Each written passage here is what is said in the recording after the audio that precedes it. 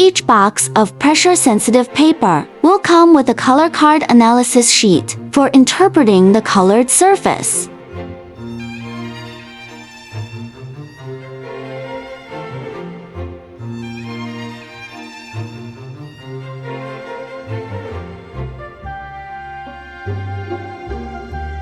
Cut the display surface and the donor surface according to the demand.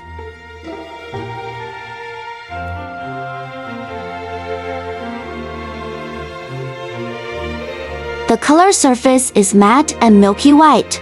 The donor surface is semi-transparent and shiny.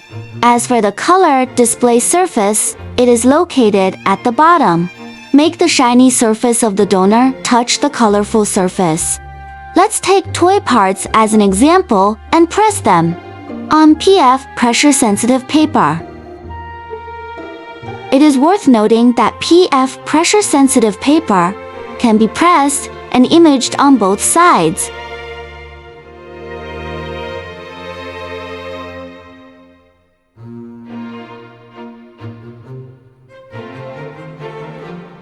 And you can press it multiple times in the same position without affecting the final color display effect.